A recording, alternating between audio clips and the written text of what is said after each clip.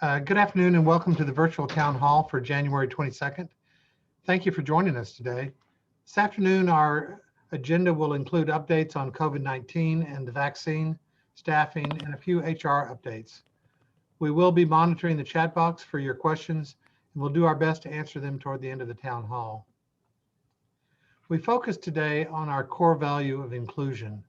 These past weeks have been as strong a statement for the importance of inclusion and collaboration that I can imagine. And in particular, this has been quite a week, bracketed by celebrations and remembrances of Dr. Martin Luther King Jr. and the prospect of significant support for battling the COVID-19 pandemic from the Biden administration and the federal government. So it's an appropriate time to recognize that despite the fatigue we all have had to experience during the pandemic and with the many challenges of our life, we've come together here at Michigan Medicine. Has been the case for many years, especially in the last year. All of you have worked tirelessly. You've embraced our mission, vision, and values to advance health. We have many uphill roads that will require working together in teams, helping each other, and looking out for each other's well-being and mental health. And an important part of this journey is to build upon our efforts to create a climate of greater inclusion and equity within Michigan Medicine and our community so that we achieve success in our mission, vision, and values. Though we may disagree and view the world differently, I believe we agree on the importance of one thing, our mission. It is a focus for what we have in common that will enable our success. President John Kennedy captured this spirit in 1963 at the American University graduation in Washington, D.C. when he said, "Our most common link is that we all inhabit this small planet. We all breathe the same air. We all cherish our children's future, and we are all mortal." Let us carry this sentiment with us as we face the challenging days ahead of us. Now I'll turn it over to David Miller to get into our agenda.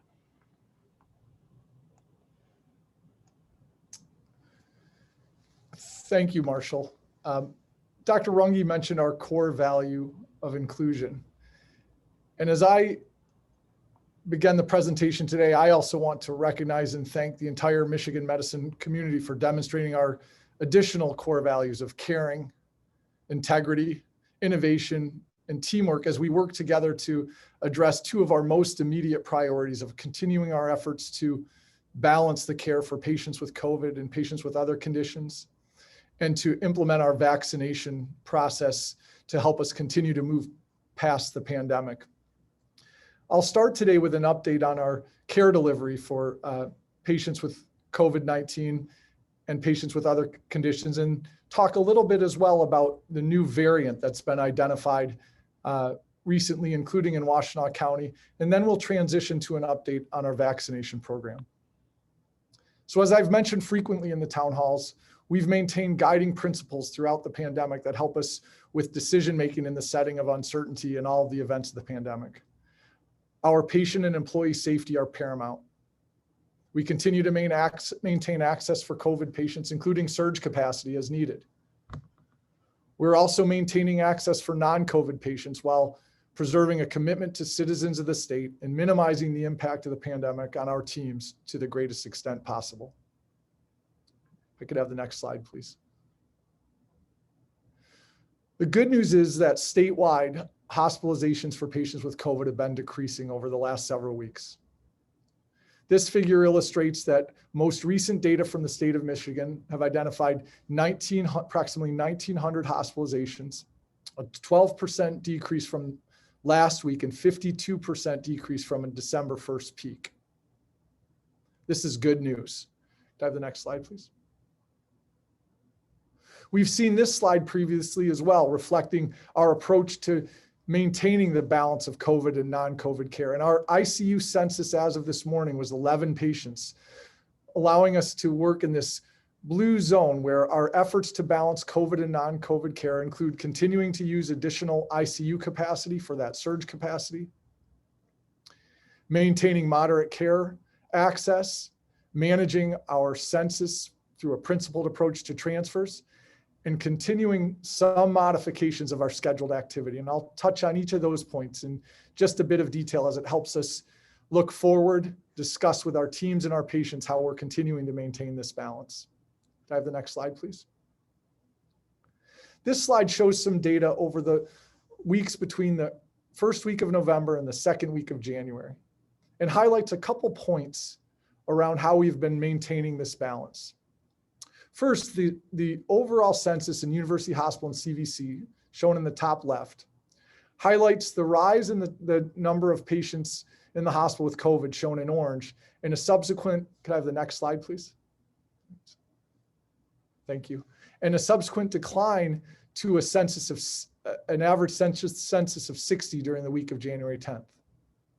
During this time, you can see in the figure in the top right that we've been able to maintain new ICU capacity in 8D, a testament to incredible teamwork and collaboration to create that surge space to balance COVID and non-COVID care. We've also had commitment and teamwork in our operating rooms, where the elective same-day admission surgeries shown in green have been adjusted to help maintain a safe and manageable census while preserving access for patients with time-sensitive surgical care needs. In our innovation with moderate care capacity created on 6C and 7C to meet the emerging needs of patients admitted with COVID and a clinical pathway that was different from what we observed in the spring. Again, caring, innovation, and teamwork at its best. Could I have the next slide, please? So where do we go next? The slide on the left highlights the recent trends in hospitalization, and you'll notice a small dashed line that really asks the question of, will we continue to see a decrease in hospitalizations for patients with COVID, or will this plateau? And there are a number of factors to consider currently. This includes the fact that in Ann Arbor, students have now returned to our campus, increasing the population in Ann Arbor and in Washtenaw County. On February 1st, indoor dining restrictions will be lifted. And in addition, as I'll mention soon, the new B.1.1.7 variant has been identified in Washtenaw County. These are all factors that may impact hospitalization and the ongoing balance of COVID and non-COVID care. So our plan is to continue the approach we've taken to this point. Namely, until our COVID ICU census is consistently less than 10, we will maintain the micro adjustments in ICU and moderate care capacity that we've discussed. We are optimistic that we'll be able to lift adjustments for our surgical bed base, increasing access for patients with non-COVID conditions when our total COVID census is consistently under 50. Could I have the next slide, please? I mentioned the new SARS-CoV-2 variant, and in particular, a more highly transmissible variant of the virus called B.1.1.7 emerged in September in the United Kingdom and is now the dominant strain in England. This strain has now been detected in over 30 countries, including in the United States. It's been identified in Michigan and in 16 other states. The first case in Michigan was reported January 16th, 2021 in Washtenaw County, and 3 confirmed cases have now been identified in Washtenaw County. Other variants in South Africa and Brazil have emerged, but have not been found in the US to date. Before going to the next slide, I just mentioned that there's a viewpoint in JAMA with the first author, Adam Loring, who's a faculty member in infectious disease here at Michigan Medicine, that describes in detail some of the different variants of the SARS-CoV-2 virus. Can I have the next slide, please? So what about the new strain? What are its epidemiological and clinical and public health implications? There's no indication so far that this new strain causes more severe disease. However, there is data to suggest that there's greater transmissibility. Greater transmissibility could result in more cases, hospitalizations, and deaths. So reflecting back on the prior slide, in the decreasing numbers of hospitalizations, we have to continue to be prepared as this new strain has been identified in Washtenaw County. It can be detected by viral PCR tests, including laboratories here at the University of Michigan. Importantly, it's believed that the COVID vaccines will maintain efficacy against this new strain. Can I have the next slide, please? So what do we do together? Importantly, we have to continue to persist with the actions we've been taking to prevent the spread of COVID-19. Avoiding large gatherings, wearing masks, washing our hands regularly, socially distancing. These public health measures are more essential now than ever to help us continue to prevent the spread of the COVID variants, while at the same time working relentlessly together to achieve higher levels of immunization through the availability of COVID-19 vaccines. And with that optimistic note, I will transition to Dana Habers, co-chair of the COVID-19 Vaccine and Therapeutics Task Force, who will provide an update on our vaccination program. Thank you. Thank you, David. Good afternoon, everybody. It's a privilege to be here. Go ahead, Sally, if you could go to the next slide, please. Wanted to share some really exciting photographs from this week's events.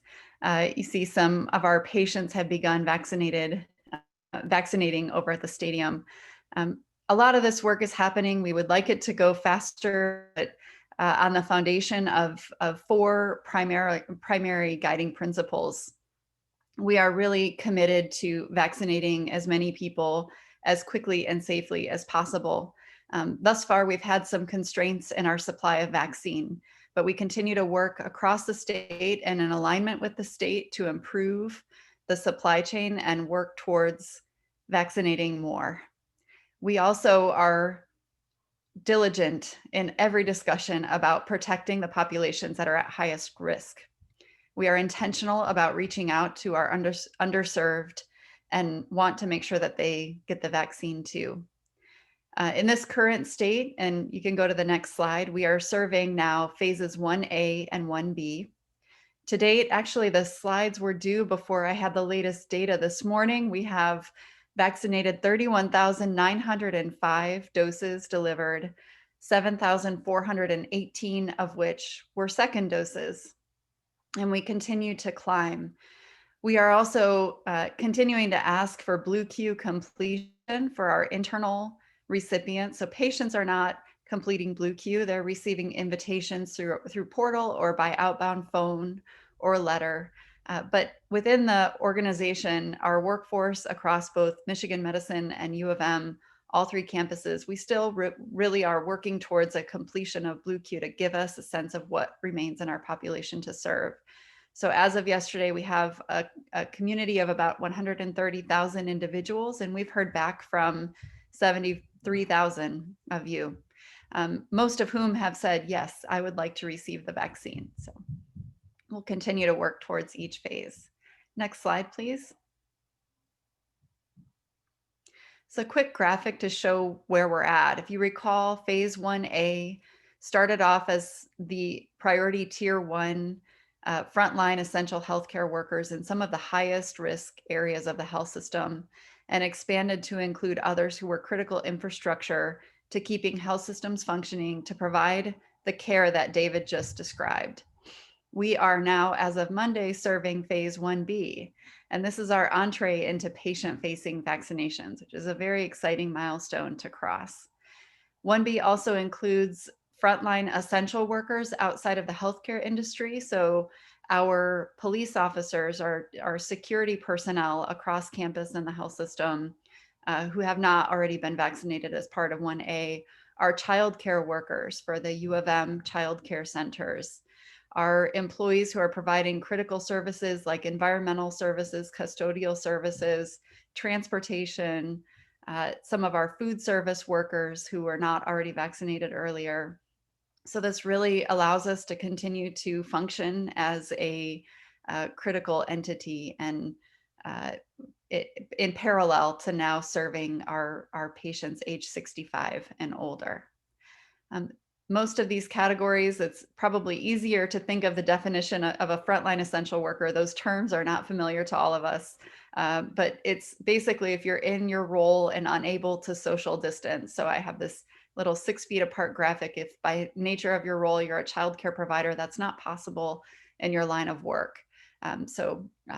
That group is being invited this week. Next slide, please. There are several really important communications out, and I wanted to call attention to those. I think last week I used the analogy that we had arrived at base camp and reaching 1B, and beginning our patient vaccination journey. That allowed us to bring protection to some of the most vulnerable members of our community in line with our principles.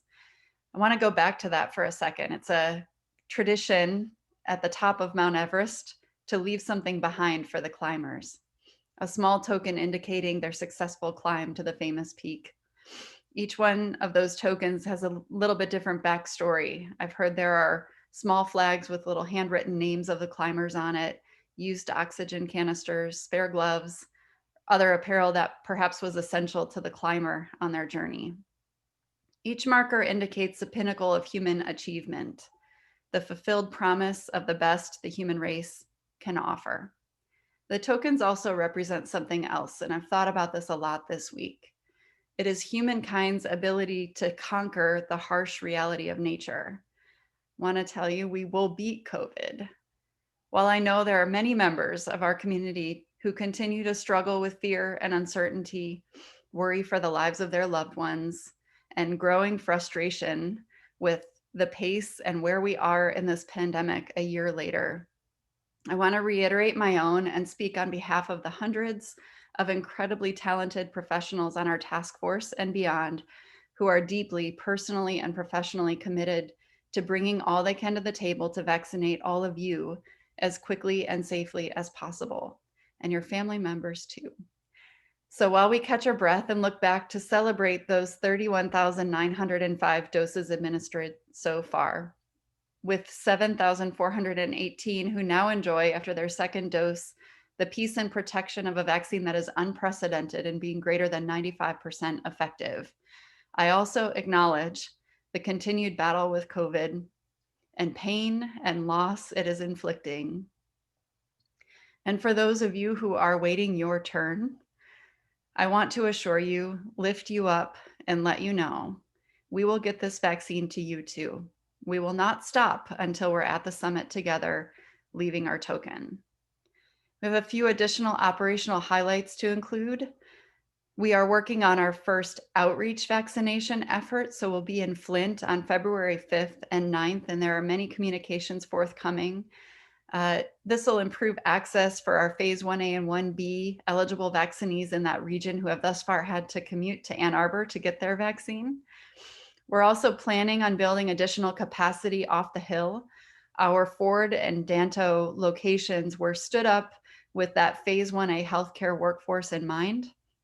And we recognize that being inside of the belly of University Hospital is not ideal for patients and the remaining community members in 1B, 1C, 2, and beyond.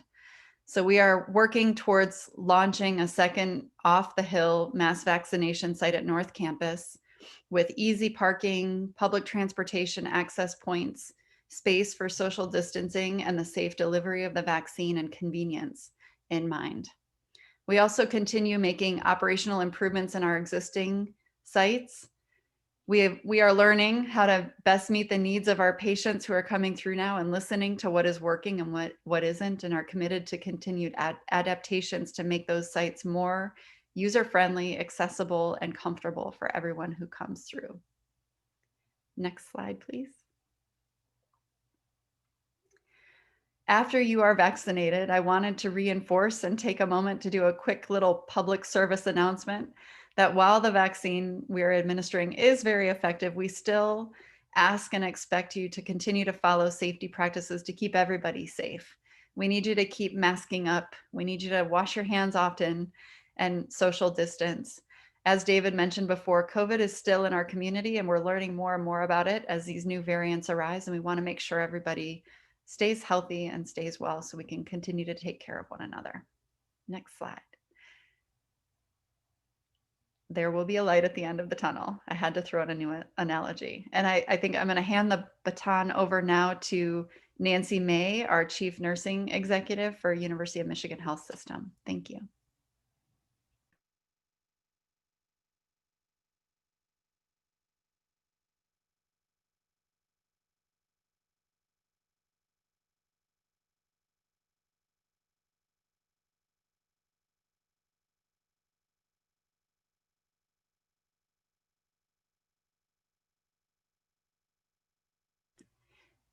Nancy, I think you're muted. Well, the same thing happened to me that happened to Dr. Runge, so I don't feel so bad.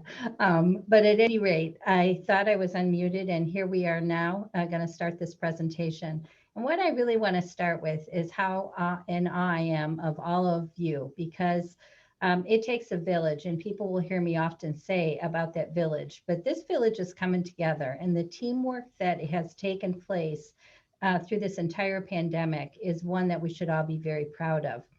I can say that nursing continues to step up. And as the first vaccine arrived in December, we were called upon to figure out how to vaccinate many of our not only employees, but our community in the future. It was a daunting task because our hospitals are full, our clinics are full, and where are you going to get extra people to help? So this would not have been possible unless everyone came together. And as Dana talked about, many, many teams came together, hundreds of our employees to make this happen. I'm especially proud of nurse recruitment and retention and their partnership with HR, because what they did was take a look at all of our temporary employees and figure out means and ways in which we could tap into those employees for not only their expertise, but actually to help with this huge lift that we had in front of us. So we used our Michigan visiting nurses who often will give vaccines for the flu. We also have some nurses that we cannot do their normal job because of maybe surgery or have some restrictions. And so we have tapped into those nurses as well, who are so grateful to be able to be working. In addition, we have looked at our float team, and our float team has temporary employees embedded into that. And then our own volunteers of leaders, some of our physician leaders, as well as nursing leaders, clinical directors, supervisors, CNOs have all volunteered. And there's been about 74 of those that have stepped up and just done the right thing and actually have vaccinated. In addition, we put a survey out to our UMPNC nurses. And as you can remember, when we went to open the RICU at the beginning of the pandemic, we had over 200 nurses in a very short period of time that would volunteer to work in the RICU. Similar things happened, and we had about 700 nurses that said they would be more than glad to assist with the vaccination program. We haven't had to necessarily tap into those because of the supply of vaccine that comes in. But if we get a large shipment in, you can bet that we will be tapping into those nurses. I'd also like just to give a shout out to our nursing informatics department, because we have been working diligently for a scheduling system in which people can select schedules that they want to work. That'll give us an overall broad way in which to look at gaps and then ask for other volunteers to step in. So far, our nurse recruitment and retention department has hired 95 nurses to help fill the gaps. There's 78 RNs and 17 LPNs that have been hired into our health system as temporaries, and they're doing an amazing job. We also know that we need more nurses. So if you have a family member who's a nurse that's not working right now and would like to work, or you know someone who's looking for employment, we certainly will take a look if we can use you. Use the nurse recruitment line, or you can also use the umnursing.org to sign up. I'd like to thank the nurses in UMPNC as well, because once again, if we get a large shipment of vaccine in, we're sure to be able to use you and fill in some clinical spots to administer the vaccine in a quick and efficient way. If I could have the next slide, please. So one of the other issues that we have ran into since this COVID pandemic started was really an increase of behavioral issues with patients that we have in our hospital. And it's been kind of an interesting thing to watch. And it's not only here at University of Michigan, but really across the entire country. I'm on several listservs, and it seems to be a topic that comes up fairly frequently. We took a look at sitter utilization and thought, what could we do better, and how could we help de-escalate situations with the patients, and also have the people that are sitting with the patients actually help in their care. So people who are hired into sitter positions really do not do hands-on care. So the nursing groups met together, and we came up with a plan to replace some of our employees with behavioral health specialists, which are called psychiatric care workers. And we're in the process of writing those job descriptions. We'll be putting 22 of them in place. This will help our nursing staff to be able to focus on care delivery and de-escalate the patient safely with people that are trained to do that work. In addition, we're working with our teams in adult and children's psychiatric areas to really define the key job responsibilities. We're hoping to have those positions posted by the end of the month. The next slide, please. So you've heard over and over from many speakers over the last several weeks about really our teamwork, our accountability, innovation, and caring. And the caring community in which we live continues to once again rise. It takes so many people to make a program like this effective. But one of the things we've also had to do is manage the COVID care and non-COVID care, as Dr. Miller referred to earlier in this presentation. Our COVID numbers are coming down, but we are cautiously optimistic. I say that because our bars and restaurants will be opening in February. We have many people coming back to campus. We have a new variant strain out, and we also have many children going back to schools. And so we'll have to keep our eye on these numbers very, very carefully. One of the things that we did early on was bring in agency nursing to help with the surge. And those agency nurses came in waves, and they had limited contracts. We meet every week, we go over the numbers, and we try to figure out how long we're going to need those and which nurses we can back out. We will continue to do that. If we have to extend contracts, if we have a surge in the future, we will extend contracts on those nurses. But we, once again, are continually managing the COVID care and non-COVID care. So I'm grateful that we have them, but I'll also be grateful when our own nurses are delivering care to our patients, and we can release those agency nurses. If I could have the next slide, please.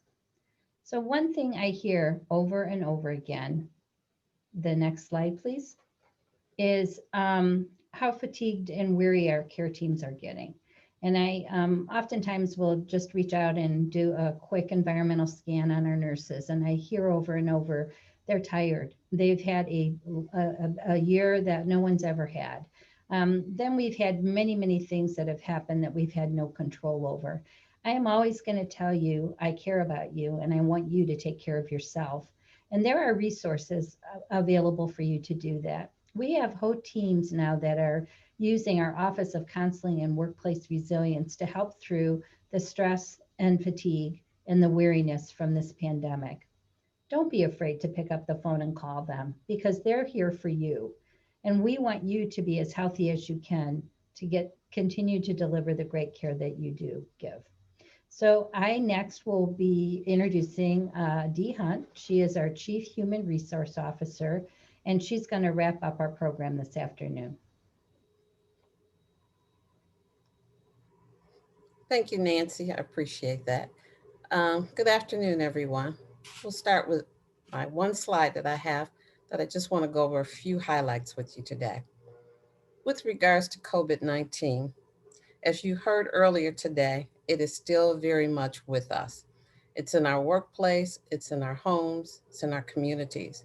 And what we want to do at Michigan Medicine is ensure that you, your family, and our workforce remain safe. So I hope you will take advantage of the vaccine that was mentioned earlier today. Complete your Blue Q form and let us know that you are interested so that you can get scheduled for a vaccine. There's been a number of HR questions that I'll try to highlight today and answer that we continue to hear. And I want to make sure we can respond to them today, but we'll also put them in our headlines and all the different FAQs that we have set up. So what about COVID-19 vaccine? Is it required? That's a question we get often. It's not required, but it is strongly encouraged that staff take advantage of the vaccine so we can put this behind us. But those of you who have not registered, please do so. And I ask you to join the thousands of us who've done so already and take the vaccine. Again, it's up to you. It is not required by Michigan Medicine. Also, we've had questions about the COVID-19 PTO bank that was issued last night. Unfortunately, this cannot be used to cover any absence related to potential side effects. But we still have PTO time, you still have your sick time that is available if you need it. We have heard that there has been slight fever after the second dose, but every person is different. So just take care of yourself and do what's necessary for you and your family to come back to work and be with us. Uh, what about remote work? We continue to look at that. And in the meantime, we continue to stay home, those of us who can stay home. And that will go through March of 2021. However, leadership will soon evaluate whether this time frame will be extended and what about returning to work we should be looking forward to, what date we should be looking forward to. Some may be eager to get back to work, get back in the office, and the vaccine does bring us hope. But I do want to remind you that regardless to if you had the vaccine or not, and you're back on campus and you're working daily on campus, we need to follow our state guidelines and guidelines that's going to protect us. So, in doing my part, I hope you've done your part or you will do your part and get vaccinated. Regardless if you're working remotely or not, I encourage you to continue the safety protocols that you've heard earlier, wearing a mask, washing your hands often, and practicing social distancing. We do have some good news about some resources that are now available. You've heard us talk a little bit about care.com.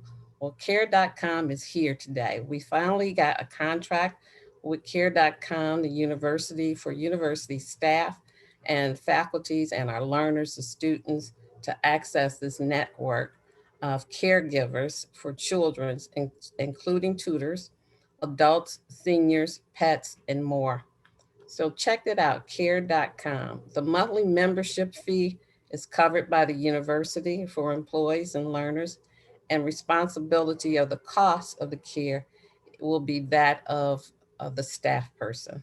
So visit um.care.com to get started. Check it out, see if it's something that would be beneficial for you. There's another program called Family to Family Posting Board. This was just launched by University HR and has created an online family to family support posting board for various needs. So we can all, our community can all get together and see how we can help each other and respond to posts by sharing resources that's available. Unpaid support such as occasional child care, tutoring, learning support, elder care suggestions. All of that will be available on our family to family posting board. These new programs add to many of our existing resources that you can find through our Work Life Resource Center, including Kids Care at Home, Family Helper, and Campus Child Care Home Network. There's others that you should check out in Headlines or UHR website. A little bit about professional development that has been mentioned back in November when we announced that we were reinstating at 50% of the professional development budget for the remaining of FY21. This was part of our effort to begin to reinstate some of the economic recovery plan measures we took to curb our financial impact. Please work with your leadership person to make sure you understand the guidelines and all the requests that must be submitted. If your it is your department's discretion how they allocate the funds. So just make sure you check with your manager on that. With regards to tuition, because we've heard questions about that as well, this is not part of the professional development, but as we continue to review comebacks from the COVID-19, we hope to be able to revisit this topic and others in the future. Now, before I move on to passing this over to Keith for our Q&A, just want to let you all know that we are constantly looking at how to remain positive and engaged in our organization. We always need to take a pulse to see just how we're doing, whether it's good times or challenging times like we are experiencing right now. Your voice matters, and we want to hear from you. So I'm pleased to announce that after postponing our 2020 staff engagement survey, we'll conduct in 2021 a faculty and staff engagement surveys, and it will be online, and it will begin March 15th through March 26th. The survey will be hosted through a third-party vendor, Press Gaining, and more information about how to take the survey will be shared in upcoming communications. We understand the continued challenges we face from COVID-19 pandemic. However, we delayed the survey in 2020 and strongly believe that it is important to gather feedback from you as we move forward together, and as hopefully we can leave COVID-19 behind us sooner rather than later. The survey is an opportunity for your voice to be heard. As I close, thank you for all you're doing. Thank you for coming to work every day or working at home every day. Regardless to what your role is, it is valuable, it is needed, and it is appreciated.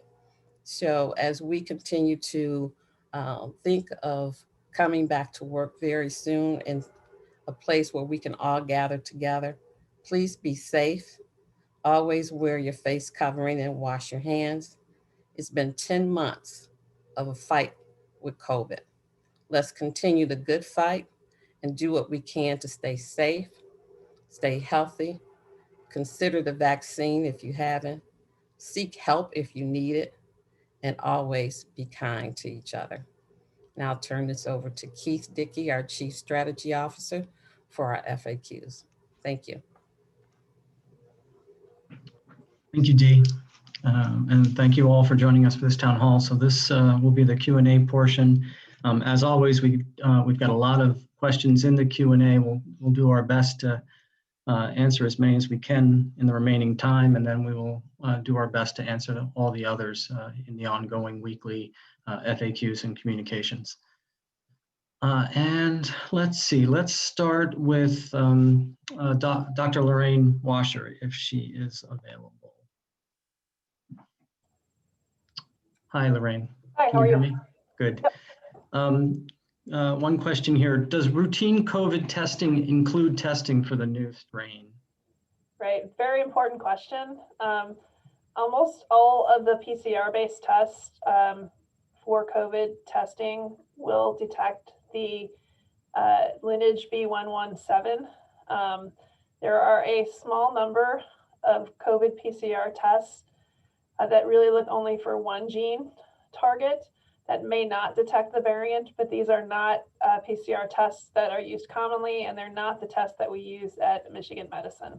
So that all of the tests that we use for diagnosis at Michigan Medicine and at most other laboratories will detect this lineage. Great. And then I have a somewhat related question that Dee answered, in fact, but I thought it'd be great if you could comment as well. This person writes, is the policy that prohibits employees from in-person work if the work can be performed remotely still in place? And Dee answered that yes, and it will stay in place at least through March, and then we'll need to reassess. But this individual goes on to write, if so, I think this needs to be reiterated, especially now that we are testing for and identifying more contagious variants, including in this community. This person's concerned about a false sense of security from the vaccine. And since we don't know if the vaccine prevents transmission and the vaccine is not mandatory and we don't know how effective it's going to be against variants, she wanted to, I think, reiterate that. And it'd be helpful to get your comment on those comments. Those questions actually have a lot of appropriate concerns. And so as others have stated, now is not the time to take our foot off the brake, if you will. We've done a lot of things to change the way that we approach the way that we do work, including trying to have decreased density of people in the health system who don't need to be physically here to do their work. And so Absolutely. Although the numbers are going down in Michigan, the risk is still present. The number of people who have been vaccinated, while many of our healthcare workers have been vaccinated, most of our families and most of our patients have not been vaccinated. So that's really important. And then the last topic that I think the person asking the question brought up is really important. The trials that show that the vaccine is very effective show that it's very effective, 95% effective at preventing symptomatic disease with COVID. But that is different than saying that it's presenting infection with COVID. Those trials are ongoing. And so it is possible that someone could still have virus present on their respiratory tract and be asymptomatic and have the vaccine and still be able to transmit. We don't have enough details to tell you how much this would happen, how much the vaccine helps with this. But until we do so, and until we have widespread vaccination, we still need to do everything we've been doing, and even more so with this variant. We need to wear our masks, all of us. We need to really think about how many people we interact with and in what ways, and continue, obviously, to wash our hands and obviously to get tested if you have symptoms that develop. Super. Thanks, Dr. Washer. Appreciate that. I think at this point, let me ask Dana to come back on. I'm here, Keith. Thanks, Dana. I've got some vaccine process related questions, as well as some prioritization questions for you and some others I think that I'll reserve for Dr. Miller. First for you, Dana, I'm not sure, this individual writes that he or she's not sure how they'll be contacted for an invitation to get vaccinated. This individual works at on campus and completed the Blue Q survey, but this individual is also a Michigan Medicine Health System patient. Can you clarify that? Sure, yeah. So that individual may actually be contacted multiple times.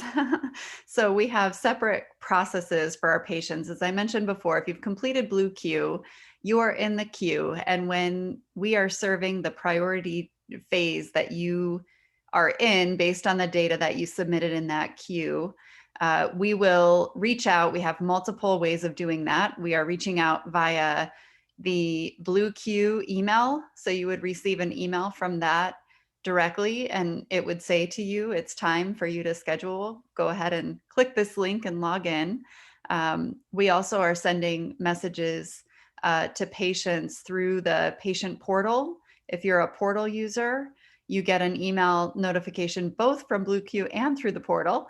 And then if you are not a portal user and a patient, we are making outbound phone calls to you. So if it is your, if you get an invitation through the current wave and based on the available vaccine supply, we're able to give you the vaccine, we will reach out to you either through portal or by phone. So that person should be hearing from us when it's their turn. Sounds like it for sure. Another one, Dana. This individual writes, how is it decided which patients over 65 will get invites and when? This individual's mother is 86 with a pacemaker and lung issues and is a patient at the CVC and has not received an invite yet. Thank you. That is a really excellent question. And I think this is why I was so forward about how difficult it is to be in a state where we would like to get to everybody in 1B, everybody over 65. But just simply don't have enough vaccine. So it's going to take us some time. The way that the invitations are scheduled, we get receipt of how much vaccine will be shipped on the following Tuesday, roughly Friday before. And so we know operationally how many appointments we'll be able to offer for first doses. So that count will drive the wave size of invitation. And basically we take all of our patients who are 65 and older, and they are randomized and the invitations go out based on a randomization. So it's going to take some time. I wish we could say, you know, you're going to get your invitation in 2 weeks or 3 weeks or 2 months. We just unfortunately don't have the information we need on vaccine supply to be able to offer that assurance this time. We are planning to send communications to just confirm. We did send a portal message and we're working on some postcard campaigns just to confirm and say to your mom in that example, we've got you, you're on our radar. And as soon as we get the vaccine and your numbers pulled, we'll offer you an invitation to come in and schedule. Great. Next question. Are the patients who are being vaccinated inpatients, outpatients, or a combination of both? We are serving outpatients only currently. Okay. In other words, if somebody were hospitalized here, that they wouldn't, at some point in the past, that wouldn't necessarily mean that they are being invited as a patient to get vaccinated. Is that correct? Correct. Okay. And then another question, how do we balance age and comorbidities in prioritizing the order of patients who will be offered the vaccination? And this individual goes on to write, for example, would a 63-year-old patient with immunosuppression be offered vaccination before a 66-year-old patient with no comorbidities? This is a really, really, really good question. And I think I hear from a lot of individuals in scenarios where they're facing high risk conditions that make them really feel scared and vulnerable right now. So the answer is somewhat difficult, but we are, as I mentioned before, closely aligning to the state's prioritization. And there is no further sub-prioritization in phase 1B we explored with 1A. You recall that we had multiple priority tiers. Part of that is informed by what we're seeing worldwide. So there are data sets coming from countries all over the globe to show of the vaccines that they have received from the manufacturers, how quickly they've been able to deliver that to their populations. And in those lessons learned or kind of sharing of best practices, we are finding that the simpler the prioritization schema, the faster the deployment happens. So this is a really delicate balance. And I'll admit, I don't know that we've struck the exact right balance. We continue to work on this and discuss it with our state between expediency and simplicity, or the inverse complexity. And Dana, a follow-on in that regard. Am I correct in understanding that individuals who are younger than 65 with comorbidities are in phase 1C, which we haven't gotten to yet? That is the current definition from the state. So I think we'll have to wait and see if that sticks. We've seen some micro adjustments to each phase as we've come up to that population. So, but currently, yes, that's phase 1C. Okay. And then a follow-on question from someone that may be impossible for you to answer, but this individual asks, when do we expect phase 1C to begin? I wish I knew. We just don't know at this time. Sorry. All right. Let's see. At this point, let me turn to, I have a few questions for that I think probably are best addressed by Dr. Sinti. Hello, I'm Hello, here. Hey, Sandro. Hi. Thank you. And I apologize if some of these questions aren't appropriate for you. You can please punt them or redirect them, or we can answer them in the FAQ. One individual writes that the last town hall, it was mentioned, and maybe this was by Dr. Locke, I can't remember, that there would be a COVID vaccine allergy trial. And this individual writes, will there be opportunities for the community to participate in this trial? Can you answer that question? So Jim Baker, who is one of our allergists who spoke last week, they are developing a program, and we'll probably be getting more information on that. They're putting it through the IRB. It's a great effort, and it's an NIH effort that is going to be based here. So the answer to that is I'm not sure who will end up being enrolled, but there probably will be an opportunity for people we vaccinate to be enrolled. Super. Another question for you. Individuals asking, do you know if there's any ongoing research into vaccine safety for children under the age of 16? And is there an estimate of when a vaccine may be approved for use in this group? Yeah, so the answer to the first part is yes, those studies are being done. I think Pfizer is going back and doing some of those studies as well as Moderna, that we should be hearing. It will probably take several months at least to get through that. Interestingly, I was just on a call with some folks from Beijing, and the Beijing vaccine was tested in children. Right now, as you mentioned, Keith, we can only go to 16-year-olds, and that makes a difference, right? Because if that means that we can only probably vaccinate about, if everybody who was 16 and above got vaccinated, it would be about 72% of the population. So. Okay. Another person writes, after receiving vaccine 2, is there any point when feeling well, is there any point to having the saliva test on a semi-regular basis if you feel well, I think is the question. In other words, this is an individual who will have been vaccinated and they're asking, should I go ahead and have routine saliva tests? The answer to that would be no, unless you need to do it for some reason. If you're, it wouldn't happen because the students aren't getting vaccinated, but if you were a student who was on campus and you had to be tested for a certain reason, you should do it for those reasons, but not for any other reason. Lorraine, did you have a? No, I just was waiting to hear what you said. I agree with you. I think that if you've had an exposure, I would say also if you've had a close contact exposure, say a household member, it still might be valuable for you to get tested. But I think that the utility of doing just broad surveillance for the sake of surveillance is probably less. Right. Thanks. Those studies need to be done in people who are vaccinated to see if they're possibly shedding, but those will be difficult and those will be done on a large scale. And lastly for you, Sandra, I think this is one for you. This individual asked, why is the vaccine not being required or mandated? Well, so I suspect that means why are we, for our employees, not mandating it? Yeah, it's under an EUA, which is an emergency use authorization, and so it's not an approved medication yet through the FDA. So that's one reason, and the other is we just don't know enough about this vaccine yet to say that you need to take it like you need to take flu vaccine. Yep. Very good. One more question before I let you go, Sandro.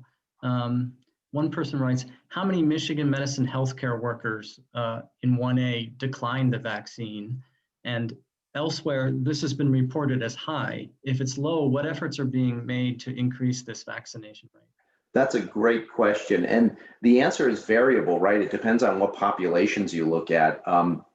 We are working on both internally and externally trying to get to populations that might not get the messages that we're putting out. Stan and myself and Dana are going to be going around and speaking to groups that might not be using email and that might not be on email. So those groups, they're not answering the question. Some of those we haven't reached yet. In terms of the Blue Q, it's close to 70%. We were pretty impressed with how many people agreed to take the vaccine in 1A. But having said that, we still need to go out and find those and do some education efforts. And actually, Lorraine, I see I have another one that I should have asked you if you can come back. Thank you, Sandra. Sorry, thank you. Yeah, one question. As this person writes, as testing seems to be a way to control spread, why haven't we required regular testing of our employees? It's a complex question. It's a good question. I think that we haven't required regular testing of our employees, but we have offered surveillance testing for those of our employees who are interested in having testing, or those in whom we're interested in understanding a particular cluster of cases. I think that there could be data that could be given or valuable with regular testing, but even with our surveillance testing of those people who wish to be tested, it's a really low number who turn up positive on the standard surveillance testing. And so the amount of testing you'd have to do, I think, to make a really big impact on what's happening in our hospital amongst transmission, within the hospital between coworkers or in other circumstances, would have to be a lot, I think, to be meaningful. It's not that it wouldn't provide some data, but I think that we'd have to do a lot of testing, and everybody would have to be willing to do that for it to be helpful. There's a couple of hospitals that have done some of that testing as well, kind of mandatory testing on a couple of occasions, and they found very, very low rates when they just mass test entire populations of healthcare workers. And Lorraine, one last one. Here's a question. When a patient needs to travel and requires proof of a negative COVID test in order to fly, how can patients who are asymptomatic receive testing? So patients, that's a tough one. We do have within our guidance for our testing that if someone has been exposed and they need to have testing because the health department has asked them to, even if they're asymptomatic, that we will provide that testing. I think that with the increasing number of needs for testing for those circumstances, we may need to look at our current guidelines and whether we're able to provide that service as well. I think that the health departments are another source. Testing can also certainly happen through pharmacies, et cetera. But it is perhaps a gap in our current criteria for testing. It's a good question. Great. Thank you. With that, let me grab Dr. Miller here just for a question or two. Thanks, Keith. Yeah, David, thank you. Actually, here's a non-COVID question for you. This individual says he or she knows of at least 2 people that need hernia surgery and have been told it would be a year until they could get it done with us. And they've gone to St. Joe's instead. But the question is, when will a reasonable time frame for scheduling outpatient surgery return? Yeah, so thank you for that question. And I think, this is an important priority for us as we have accelerated back our delivery system after the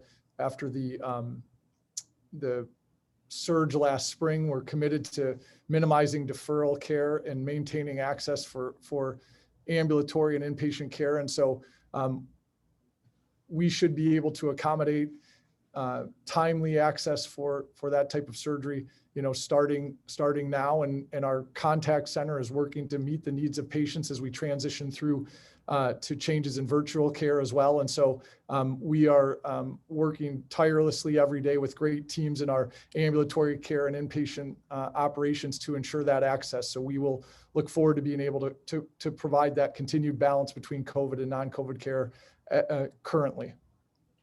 And one last question, I'm just going to squeeze in, and this may be actually you need to think on this. This person writes, I understand patients older than 65 years of age are randomly selected for vaccine invitation, yet patients who live in counties other than Washtenaw can and are receiving the vaccine at their local health departments. Shouldn't Washtenaw County patients greater than 65 be invited for vaccine as a priority, since they're being redirected back to us and don't have Washtenaw County as an option? Yeah. Thanks. That's this is another one of the really important and complex questions related to the vaccination and the prioritization process. And it reflects, as Dana said, our recognition that we want to provide as much vaccination as we can, and we want to reassure everybody that we will continue until we're able to accomplish that. We're looking at our invitation process, knowing that we're releasing invitations to all of our patients across the state, but we also have a specific group in our team that is looking at who is actually receiving the vaccine. Are patients from other areas of the state scheduling appointments and receiving the vaccine here? And again, as we continue to try to maintain alignment with the state, we're collecting and looking at data that could allow us to make adjustments in the future, but again, maintaining our priority of being as consistent as possible with state guidelines. So it's an important question and a complex one, and one that we're continuing to consider regularly. Very good. Okay, and with 1 minute left, let me just then flip to the next slide. Thank you, David. And we just wanted to remind everybody that that the FAQs for COVID vaccine and related info are on our website, and we're trying to constantly update that. And it's the URL you can see here is mmheadlines.org/COVID-19-updates. And we'll make sure to get that out to everybody. And with that, let me turn it back over then to Dr. Runge to close out.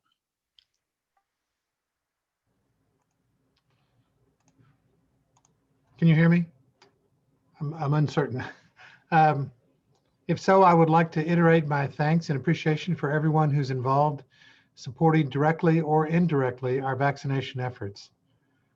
We know it's a moving target with the state and the country with uncertain vaccine supplies each week. And we live in a world where more than ever before, we all need to be nimble and flexible. And I and all of us thank you for your nimbleness and flexibility. As has been said many times today, if you haven't already done so, I encourage all of you to get the vaccine and to help us reach broad immunity across Michigan. It will take time, so please, again, as said previously, remain vigilant about wearing masks, washing hands frequently, and practicing social distancing. Thank you, and I look forward to our next town hall on February 5th at 2 p.m.